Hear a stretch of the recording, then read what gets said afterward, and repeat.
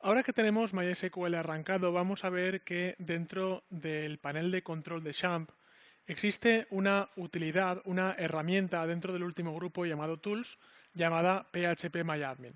PHPMyAdmin es una de las maneras más sencillas de empezar aprendiendo MySQL, porque lo que nos proporciona es una interfaz visual muy sencilla de usar, muy fácil de utilizar, para crear nuestras primeras bases de datos y entender de la manera más fácil posible cómo funcionan. Lo que estoy viendo aquí, por tanto, es lo que tengo en la dirección del localhost barra phpMyAdmin. Es una utilidad que viene con XAMPP desde hace muchas versiones, por tanto, no hace falta incluso ni tener la última. Con que tengamos una inferior a 4 o 5 años de antigüedad, pues viene predeterminada y tiene las siguientes partes. Lo que estoy viendo aquí es una interfaz visual para gestionar mi servidor MySQL. Y veré que en la parte de la izquierda tengo un listado de las bases de datos que ahora mismo hay creadas. Vosotros no habéis creado ninguna base de datos, pero cuando instaláis MySQL, por defecto viene con unas cuantas bases de datos de prueba. Algunas son de prueba, como por ejemplo colección de CDs o como por ejemplo test. Algunas son de sistema, como por ejemplo Information Schema o Performance Schema. En definitiva, yo nunca voy a tocar las bases de datos que vienen por defecto con XAMPP. Lo que haré es trabajar sobre mis bases de datos que voy a crear a partir de ahora. Si a la izquierda tenemos un listado de las bases de datos que vienen por defecto en el sistema, a la derecha tenemos una serie de botones con los cuales podemos gestionar, podemos aplicar operaciones sobre estas bases de datos. Para empezar, y siempre una mirada arriba, en la parte de arriba se me informa de dónde estoy ahora mismo. Ahora mismo estoy en el servidor 127.0.0.1 que equivale a la IP de este servidor local. Así que hagamos lo que hagamos, ahora lo veréis, siempre tendremos que echarle un vistazo ahí arriba. En primer lugar voy a empezar por el primer botón de esta fila de botones, de ese menú de botones llamado bases de datos. Así que en bases de datos veré por una parte que puedo realizar operaciones sobre las bases de datos ya existentes, ya sabéis que esto no lo quiero hacer, o bien puedo crear una base de datos nueva. Así que voy a empezar creándome una primera base de datos. Para comparar con el ejercicio que probablemente hemos hecho anteriormente, el de agenda, voy a llamar a esta base de datos agenda. Cuidado, atención, porque se sigue una regla de nomenclatura que es muy parecida a las reglas de declaración de variables en los lenguajes de programación, y es que se puede poner agenda 1, pero no se debe poner 1 agenda. Así que vamos a hacer que siempre las bases de datos empiecen con un carácter alfanumérico, es decir, con una letra. Puedo poner agenda 1, puedo poner agenda -1, pero en definitiva no debería empezar con un número. Voy a llamar, por tanto, a esta base de datos agenda. Y a continuación, un parámetro algo más extraño es el cotejamiento.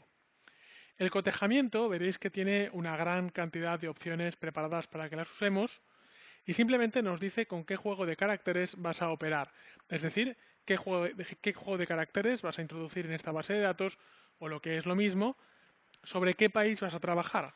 Si yo, por ejemplo, entro dentro de UTF-32, veo que hay juegos para croata, checo, danés, esperanto, estonio, alemán, húngaro, islandés, lituano, persa, polaco, románico, rumano, eslovaco. En definitiva, son juegos de caracteres optimizados para los caracteres que usa cada idioma particular. Bien, nosotros lo que vamos a hacer es ir abajo del todo hasta que encontremos en el penúltimo lugar un juego de caracteres llamado UTF-8. El UTF-8 es el correcto para Europa, Europa occidental y prácticamente todo el mundo occidental. Dentro de este juego de caracteres por UTF-8 y si bajamos a la S encontraremos Spanish y Spanish 2, español y español internacional. En principio nos da igual cualquiera de los dos, podemos coger cualquiera de los dos. Así que creo una base de datos llamada agenda y le digo que voy a trabajar en UTF-8 Spanish CI. ¿Qué pasa, curiosamente, si no escoges ningún cotejamiento cuando creas una base de datos? Lo que ocurre es que por defecto se pone el cotejamiento en idioma sueco. Y esto es así porque MySQL originalmente, antes de ser comprada por Sun y antes, a su vez, de ser comprada por Oracle, era una empresa sueca. Por tanto, un poco como un guiño al programa original, por defecto la cotejación, el colamiento, se pone en sueco, ¿vale? Pero si le decimos que vamos a trabajar en UTF-8 en español, no habrá ningún problema. Una vez que he puesto el nombre de la agenda y le he dicho el cotejamiento de caracteres, voy a decirle crear. Tras lo cual, atención, muy importante, la base de datos agenda ha sido creada y podré comprobar por aquí a la izquierda cómo, sin darme cuenta prácticamente, ha aparecido una nueva base de datos llamada agenda. Pero atención, y aquí es donde todo el mundo comete el error. Por haber creado una base de datos, no quiere decir que automáticamente haya entrado dentro de ella. Fijémonos siempre aquí arriba, que me dice que yo no estoy dentro de una base de datos, yo estoy dentro del servidor, de la raíz del servidor. Así que lo que tengo que hacer es pulsar aquí Agenda, y ahora comprobaremos cómo estamos dentro del servidor, pero también dentro de la base de datos Agenda. Observo que no se han encontrado tablas en la base de datos, por supuesto, ¿cómo se iban a encontrar tablas si la acabo de crear desde cero? Esto es lo que tiene que ocurrir.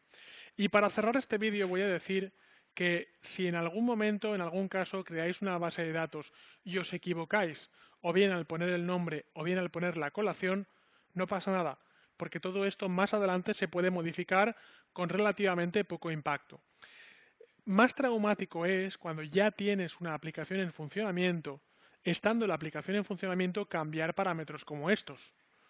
No digo que no se pueda, digo que es traumático, digo que nos puede dar errores, pero por lo menos veréis que MySQL es un motor de base de datos que en cualquier momento nos deja cambiar prácticamente cualquier tipo de parámetro.